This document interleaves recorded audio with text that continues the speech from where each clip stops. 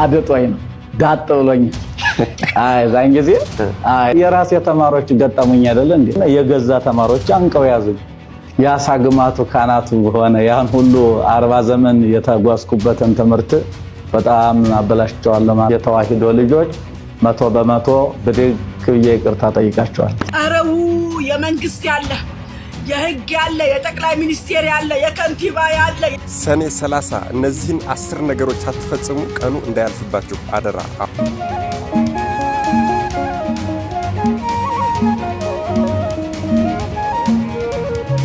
ሰላም እንዴት ናችሁ? አዳዲስና ወቅታዊ መረጃዎችን ይዤላችሁ መጣሁኝ። አራት አይናው ሊቅ አስተማሩ ትምህርት 100% ስህተት እንደሆነ በመናገር ይቅርታ ጠይቀዋል። ዳህጠ ልሳን ነው ሲሉም አክለው ተናግረዋል። ዛሬ ባለብዙ ሀብታት የሆነው ቅዱስ ዮሐንስ የሚከብርበት ቀን ነው። ታዲያ በዛሬው ዕለት ማድረግ ያሉብን ነገሮችን ይዤላችሁ መጥቻለሁኝ። ቢያንስ አንዱን በማድረግ የበረከቱ ተሳታፊ እንሆን ዘንድ ማለት ነው። የኑሮ ውድነት እያንገላታቸውና እያሰቃያቸው መሆኑን ብዙሃኑ እየተናገሩ ይገኛሉ።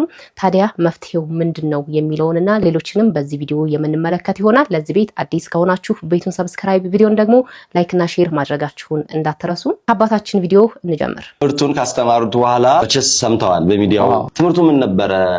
እስኪ እሱ መጀመሪያ አምነውበት ወይስ እንደው ቀን የማይጠለው የለ ሆኖ ነው ያስተማሩት? አድጦኝ ነው ዳጥ ብሎኛል። ዛን ጊዜ የራሴ ተማሪዎች ገጠሙኝ አይደል እንዴ ወርጄ ከዛ አስተምሬ ምክትል ያረኳቸው ከዚህ ቀደም እንዲህ ብለው አላስተማሩንም። ይሄ አዲስ ቃል ነው አሉና የገዛ ተማሪዎች አንቀው ያዙኝ። ከዛ በኋላ ወዲያው መደዋወል ጀመርኩ ወደ ርዕሰ ሊቃውንት ወደነ ሊቀ ሊቃውንት ጠቅላላ ወደ መምህሬ አሉ ወደ ተባሉ ጓደኞቼ ደወልኩ። እንዲህ እንላለን ወይ ተሳሳትኩ እኮ ሰውን አደናገርኩ እንዴት ነው ምናምን ስል መች እንዲህ ብለን ተመረን። በተለይ መምህር ወልደ ጊዮርጊስ ጸጋው መስካይዙን አንደወልኩና አስተያየቃቸው እና አካላት አልኩ እንጂ ጾታ አስተምሬያለሁ ወይ አሉ። ራይ መድኃኒዓለም ይቅር ይበሉ ስንት ሰው አደናግሬያለሁ።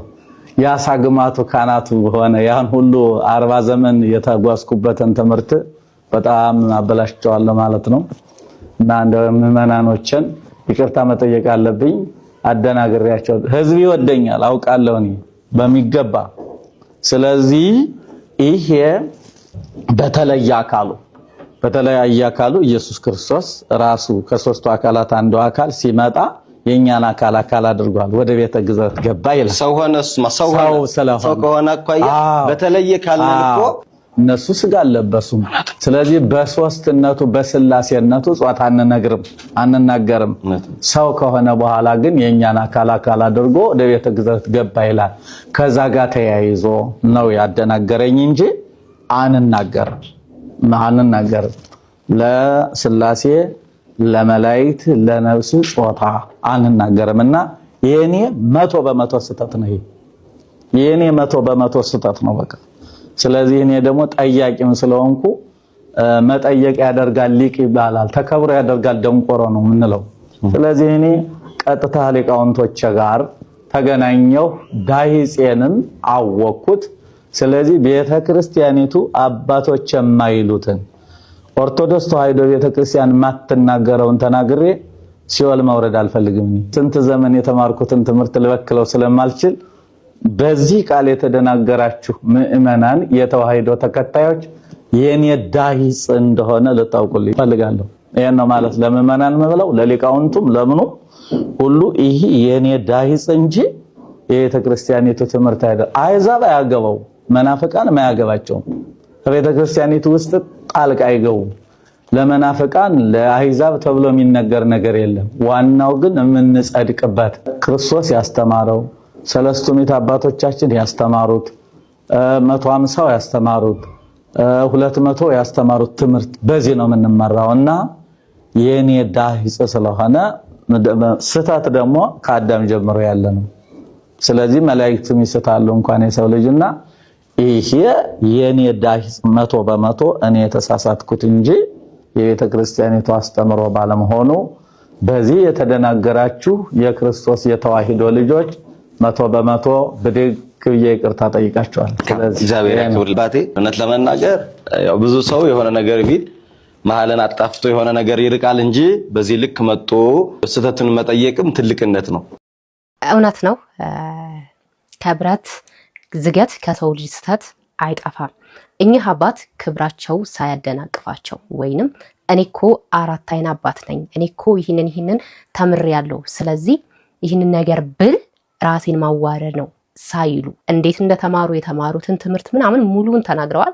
ዋካ ሚዲያ ይመስለኛል፣ ዋካ ሚዲያ ላይ ገብታችሁ ማየት ትችላላችሁና በዚህ ልክ ወርደው ይቅርታ መጠየቃቸው በራሱ የሚበረታታና የሚደነቅ ሐሳብ ነው። ከድሮ ጀምሮ ቤተክርስቲያን ውስጥ ሊቅ የሚባሉት አወቅን የሚሉት ብዙ ትምህርት ተማርን የሚሉት እንደዚህ አይነት ግንዛቤ ያለን ወይም ከቤተክርስቲያኗ ለየት ያለ ትምህርት በማውጣት የኛ አስተምሮ ይሄ ነው ሲሉ አባቶች ተሰብስበው እንዴት ነው ይሄ ነገር ብለው ሲጠይቋቸው ብዙዎቹ አይ እኛ ትክክል ነን ብለው ዝናቸው አወቅን ብለው ያሉት ዕውቀታቸው መሰናክል ሆኖባቸው ከቤተክርስቲያን ተለይተው የራሳቸውን ጉባኤ እያቋቋሙ ህዝቡን እያሳቱት እየመጡ ነበር። አንዳንዶቹ ደግሞ ሲቀሰፉም ደግሞ ጭምር እያየን ነውና አባታችን ግን ይህንን ሳያደርጉ አይ ተሳስቻለሁ እባካችሁን ይቅር በሉኝ ዳህጠ ልሳን ነው ብለው መተው ይቅርታ መጠየቃቸው እጅግ በጣም የሚበረታታና ትልቅነታቸውንም ጭምር ያየንበት ነው።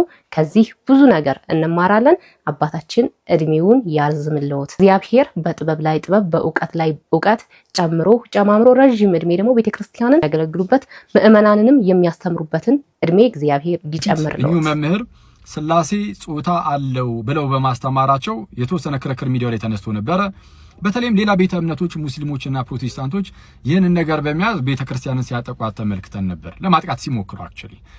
ታዲያ ግን አሁን እኚሁ መምህር ተመልሰው መጥተው አይ ያ የተናገርኩት ነገር 100% የኔ ስህተት ነው፣ እኔ ደግሞ ጠያቂ ነኝና ሊቃውንት መምህራኖችን ጠይቄያለሁ፣ ስህተቴን ተረድቻለሁ ብለው መጥተው በግልጽ ተናገሩ። በመጀመሪያ ደረጃ መምህራችን ጌታ ያክብሩት፣ በነገር ሁሉ ጌታ ይርዳውት፣ አሁንም ያበርታውት። መለስ ስንል ግን ከዚህ አንድ የምንረዳው ታላቅ የሆነ ቁም ነገር አለ። ይሄም ምንድነው? በእኛ ዘንድ የሆነ ሰው ለየት ያለ ትምህርትን ቢያስተምር አንተም በልዩነት ተቀጠር እኛም እንደዚህ እንቀጠራለን አንልም። ይልቁንም ያ ሰው በምን ይመዘናል? በቤተ ክርስቲያን ትምህርት።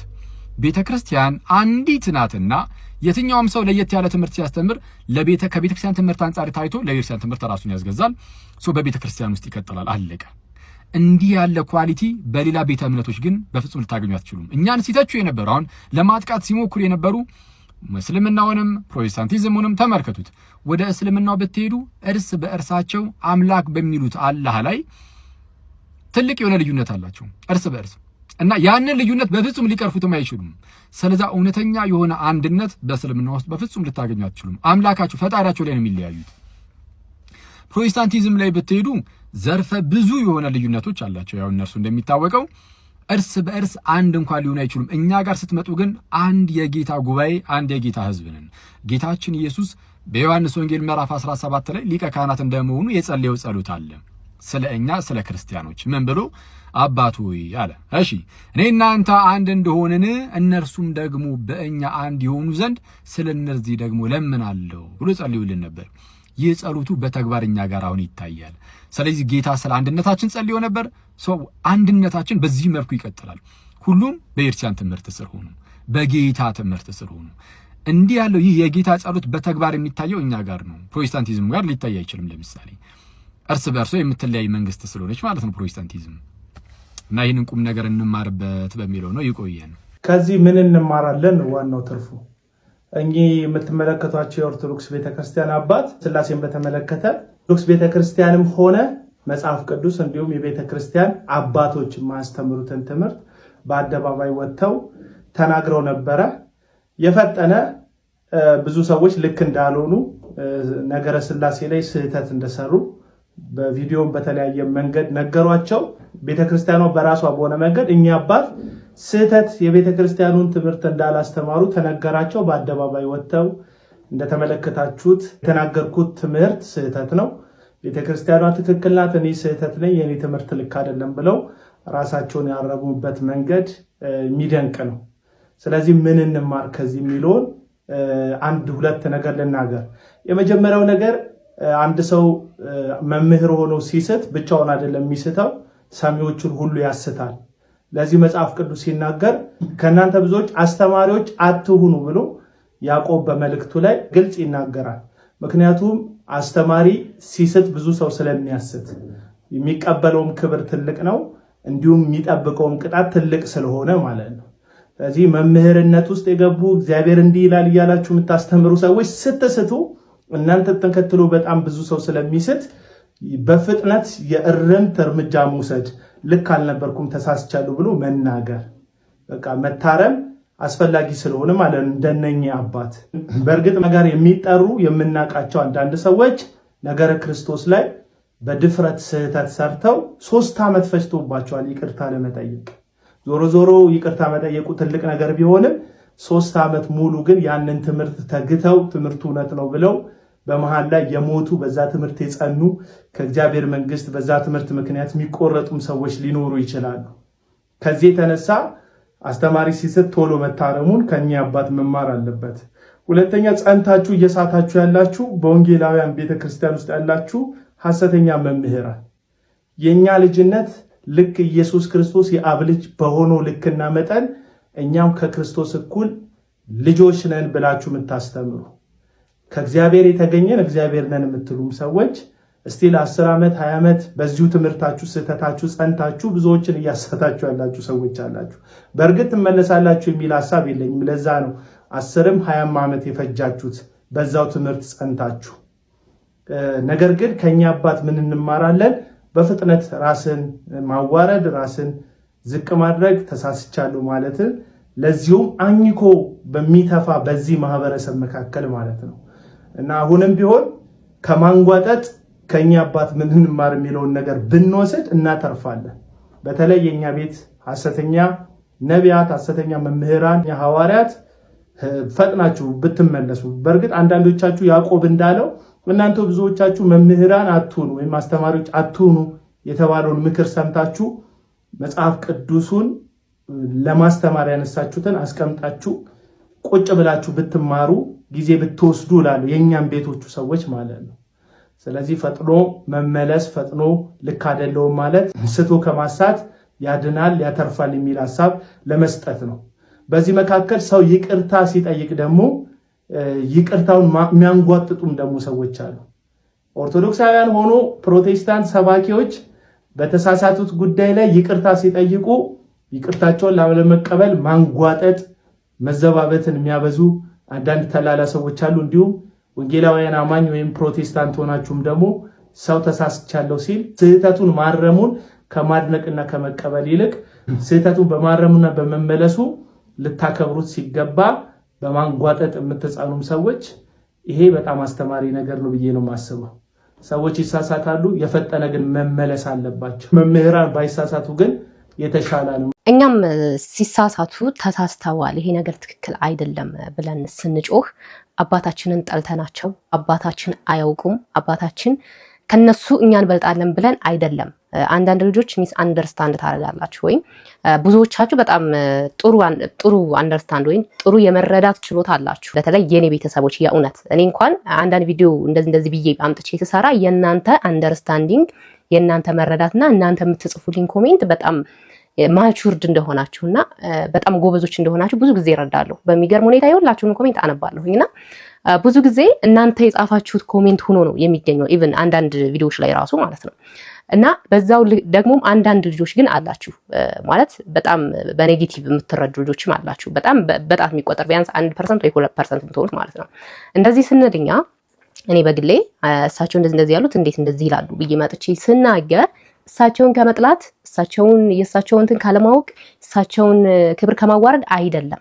ምክንያቱም አንድ መምህር መድረክ ላይ ቆሞ ሲያስተምር የሚስቱት ብዙሃኑ ናቸው። ወንድማችን እንዳለው እሳቸው ይቅርታ እስከሚጠይቁ ወይም ያስተማረው አካል ይቅርታ እስከሚጠይቅ ድረስ እነሱ ባስተማሩ ትምህርት ወይም በተሳሳተ ትምህርት ተጠልፈው ያስተማረው መምህር ይቅርታ ከመጠየቁ በፊት የሚሞቱ ሰዎች ይኖራሉ። ሁኖስ አናቅም አይደለ? ስለዚህ ስህተት ነው እያልን ያለ ነው እንጂ ምንም አይነት የግል ጥላቻ ወይም እነሱን ከማዋረድ አንጻር አይደለም። ይህንን በአጽንኦት እንድትረዱልኝ እፈልጋለሁ። ዮኒ ማኛ ከዚህ በፊት ያለውን ሰምታችሁ ከሆነ እኔ ከኦርቶዶክስ ወደ ፕሮቴስታንት ሄድኩት አባ ገብርኤል በሰበኩት ስብከት ነው ብሎ ተናግሮ ነበርና ያው እግዚአብሔር ይመስገን እዛ ሂዶ ግን የበለጠ መገለጥ የበለጠ ደግሞ ኦርቶዶክስን እንዲያውቃት ሆኖ ነው የወጣው። እሱ እንዳለ ሆኖ ግን ብዙሃኑ እሱ በሚዲያ ወጣ እንጂ በሚዲያ ያልወጡ ደግሞ ሰዎች ይኖራሉ፣ በዛ ትምህርት የጸኑ ከኦርቶዶክስ የወጡ ማለት ነው። ይሄ ነገር ቶሎ እንዲሻሻል ቶሎ እንዲቀየር ወይም ትክክል እንዳልሆነ ለማሳየት ነው እኛ እንግዲህ በቻልነው መጠን የምንጮኸው። በሌላኛው ቪዲዮ ስናቀና ደግሞ ብዙዎቻችን ችግር ላይ ነን ይታወቃል። በተለይ ፋይናንሻል ችግር አሁን በየቤቱ እንዳለ ይታወቃል። ያለንበት የኑሮ ውድነቱ ከባድ ነው። ሌሎች ችግሮች እንዳሉ ሆኖ እንዲያው የኑሮ ውድነቱን ብቻ አውጥተን ብናይ በጣም ከባድ ነውና አንዷ እህታችን ቤተክርስቲያን ሆና ያለችውን ነገርና ያገኘችውን መልስ ደግሞ እንመልከት። ምንሆነሻ በቪዲዮ ውጪ እስኪ ቤተክርስቲያን ነኝ ያለሁትና አይታይም። ክፈችው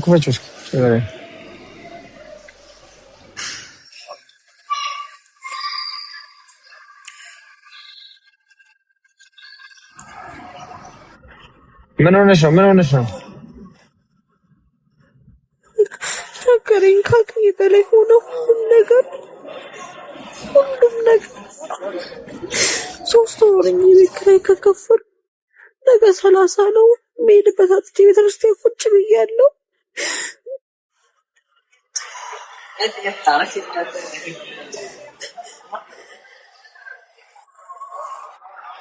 የት ነው የምትኖር? ስንት ብር ነው የሚሸጠው ስልክሽ? አንቺ ያያሽው ስልክ ምን አልከኝ? ያያሽው ስልክ ስንት ብር ነው የሚሸጠው? ሳምሰንግ ነው የኔ። የ50 እና የ70 ሺህ ብር ስልክ ይዛችሁ ነው ቲክቶክ የምትጠቀሙት አይደል? ከዛ በኋላ ቤት ኪራይ ቸገረኝ ነው የምትሉት ወይስ ምንድነው? ኪዳነ ምሕረትን አይደለም ቲክቶክ የተጠቀምሽ ዋይፋይ ገጥመሽ ፕላስ ደግሞ የ70 እና የ50 ሺህ ብር ስልክ ይዘሽ ቤት ኪራይ ቸገረኝ እንዴት ነው የሚመጣው? እንደዛማ ቢሆን አልሸጠውም።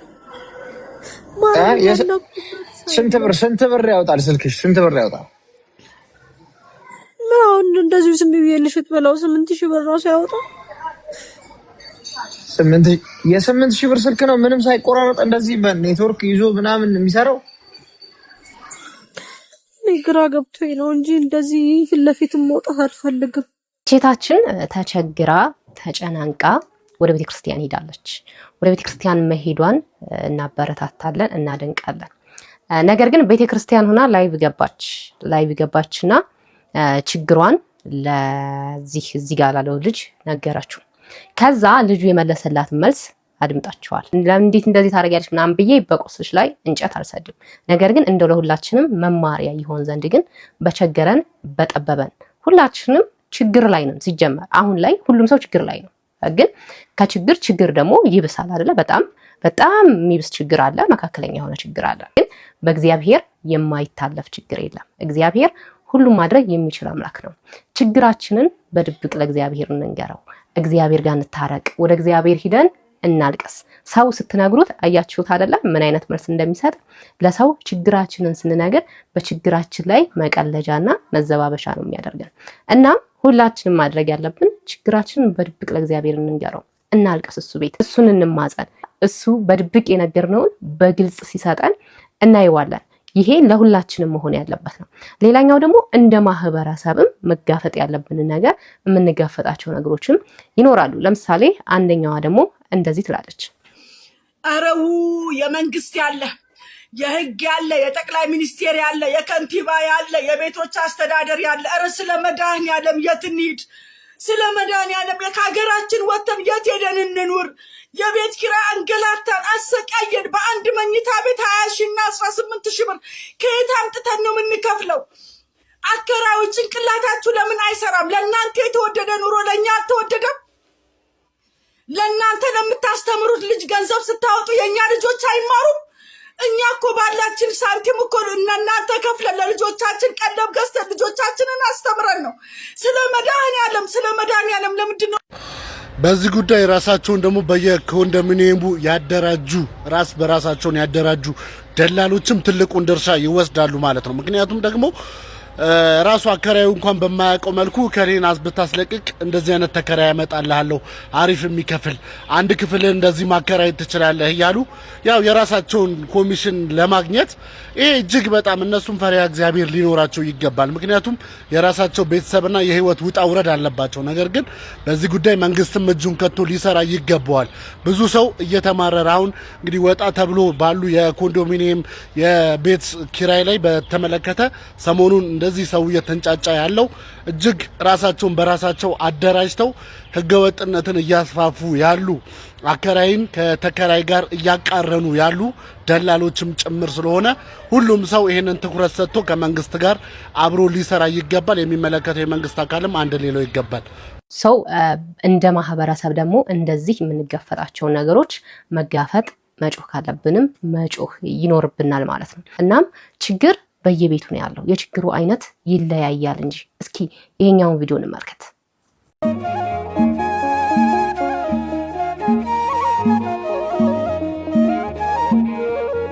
እንዴት ነው ተማማ?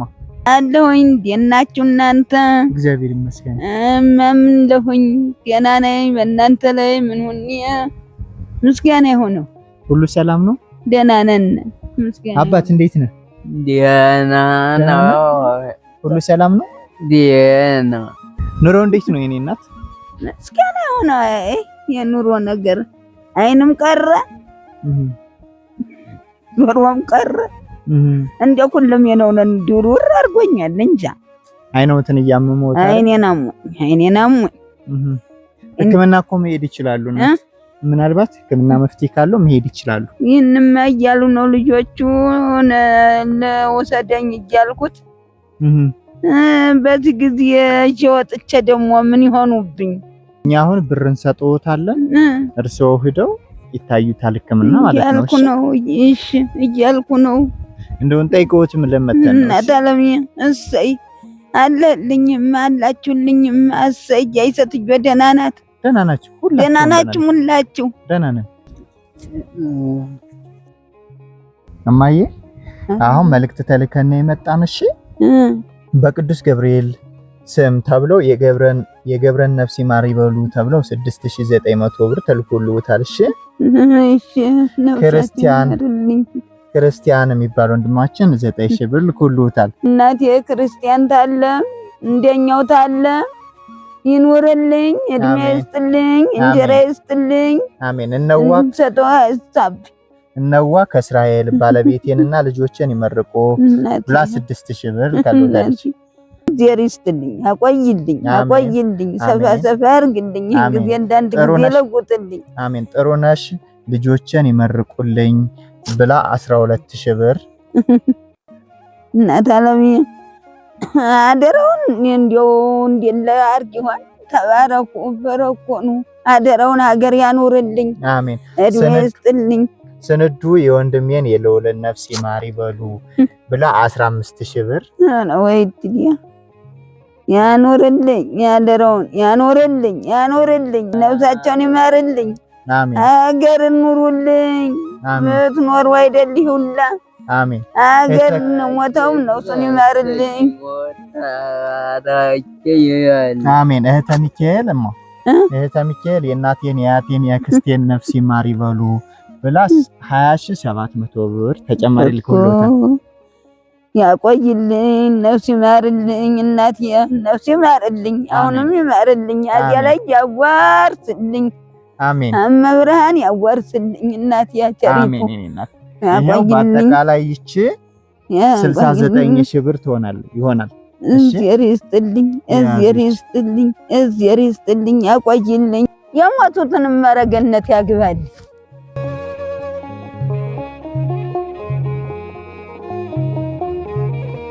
ይሄው አጠቃላይ ይቺ 69000 ብር ናት። እሺ ይሄን ይዘው ይመርቋቸው የሞቱትንም ነፍስ ይማር ይበሉልኝ። ያኑርልኝ፣ እድሜ ይስጥልኝ። አሜን። ያቆይልኝ፣ ያደረውን እናት ዓለም እኔማ ምን ሆነን አውቄው ነው። ተባረኩ ብሩክ ነው።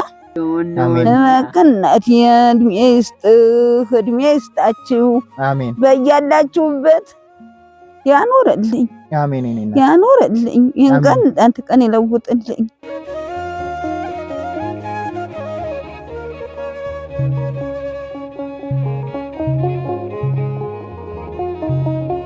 አይዞት በሉ። እሺ ቻው። ሰላም። እሺ ሰላም። ቻው። በቃ እሺ። ስንቶቻችንን ጤና ሰጥቶን መስራት እየቻልን በእርግጥ ቅድም እንዳልነው እንደ ሀገር እንደ ሁሉም እንደ ሀገር ያለንበት እንትን ያሳዝናል። ግን ሆኖም ደግሞ ከኛ የባሱ እንደዚህም አይነት ህይወት አለና እኛ ቢያንስ እጅ አለን፣ እግር አለን፣ አይን አለን ወይም ጤና አለን። ሰርተን ኑሮን የማሸነፍ እድል አለን። የተለያየ ስራ ሰርተን የፈለግነውን አይነት ኑሮ የመኖር እድሉ አለ እጃችን ላይ። ስራ ለመስራት እድል የሌላቸው ሰዎች አሉ። እንደምትመለከቱት በዚህ ሁኔታ ህይወትን የሚገፉ ሰዎች አሉ። እኛ ግን ይህንን ያህል ሀብት ይዘን እንኳን አናመሰግንም። ስንቶቻችንን ስለተሰጠን አካላቶች የምናመሰግነው? ስንቶቻችንን እግዚአብሔር የሰጠንን አካላቶች ተጠቅመን ስራ የምንሰራው? እኛ እኮ ኤክስትራ ነገር አላረክልኝም፣ እኔ የሚፈልገው አይነት ህይወት ያ ነው፣ እኔ እዚህ እየኖርኩ ነው ያለሁት፣ እንደዛ እያልን ነው እኮ የምናማርረው። አያችኋት አይደል እናት? አያችኋት አይደል ጥንካሬዋ?